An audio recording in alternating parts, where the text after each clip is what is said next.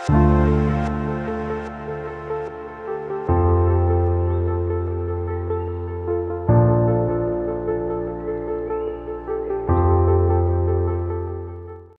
And welcome to the other 167, जहां मैं परवीन एक बार फिर आपका स्वागत करती हूं। आज हम यीशु के मुंह से निकले एक मुबारक वचन पर गौर करेंगे जो उनकी मोस्ट इम्पॉर्टेंट आइडेंटिटी को बताते हैं। यीशु ने अपने बारे में कहा, मैं जीवन का पानी हूँ, मैं जीवन की रोटी हूँ और मैं एक अच्छा चरवाहा हूँ। पर क्या उन्होंने ये कहा कि मैं मसीह हूँ?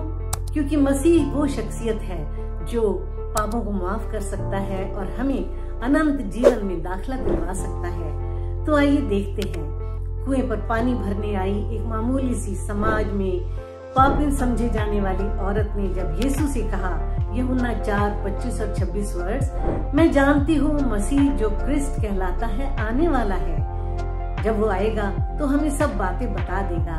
तो यीशु ने कहा, मैं जो तुझसे बात करता हूँ वही हूँ। I, the one speaking to you, I am he। कितनी खुशकिस्मत थी वो सामरी औरत कि यीशु ने खुद ये डिवाइन रेवलेशन उसको दी और उसने भी पूरे मन और से विश्वास किया और वो इतनी खुशी और जोश से भर गई कि अपना घड़ा वहीं छोड़कर शहर की तरफ दौड़ी और लोगों से कहने लगी कि मैं मसीह से मिली हूँ।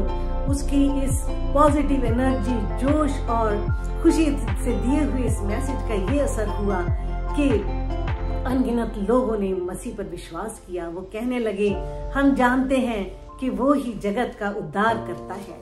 यीशु ने यही शब्द दोबारा अपने जीवन की में कहे, अपनी धरती के जीवन के आखिरी रात को, जब उसे यहूदी महासभा सनहेड्रिन के सामने पेश किया गया।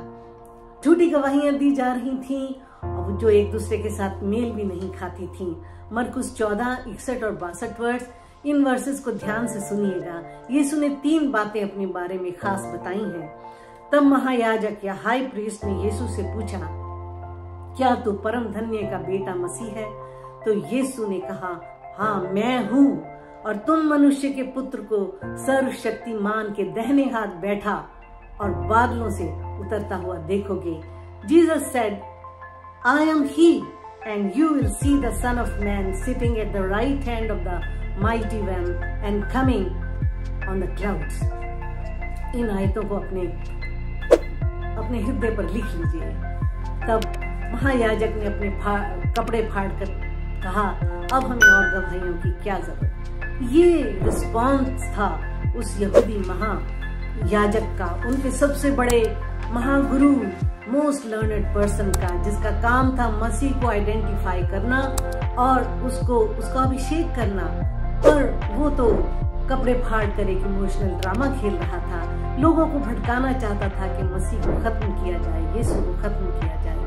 अफसोस कि धर्म के ज्ञानी होते हुए भी वो धर्म की गहरे मतलब, उसकी मिस्ट्री को जान ना पाए और यूं नजात से महरूम रह गए। वो आज भी मसीह को ढूंढ रहे हैं। प्रियो, यीशु मसीह के अलावा किसी दूसरे के जरिए सैल्वेशन, मुक्ति, मोक्ष, नजात नहीं है, क्योंकि स्वर्ग के नीचे और धरती के ऊपर इंसानों को कोई दूसरा नाम नहीं दिया गया है। एक्स 4:12। चाहे आप कितने भी ग्रंथ खोलकर देख लें, यीशु का उस दिन सामरिया के सुखार की तरफ मुड़ना और उस औरत से मिलना कोई कोइंसिडेंस नहीं था।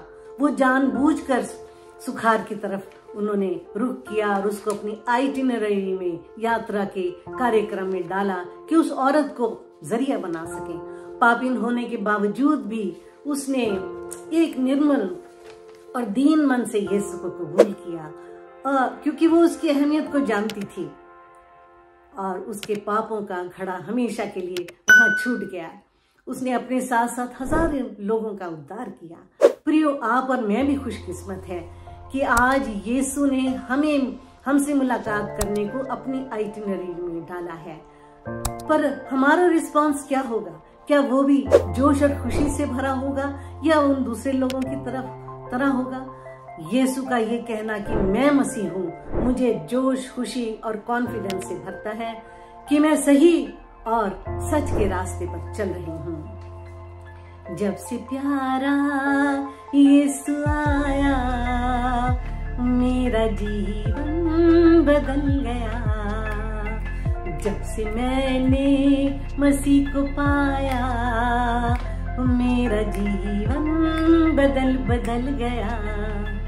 यीशु का मसीह होना उसे यूनिक बनाता है। क्या आप इस बात पे विश्वास करते हैं? अगर करते हैं तो अपने विश्वास को शेयर कीजिए, इस मैसेज को भी शेयर कीजिए, लाइक एंड सब्सक्राइब भी कीजिए। आमीन एंड गॉड ब्लेस यू।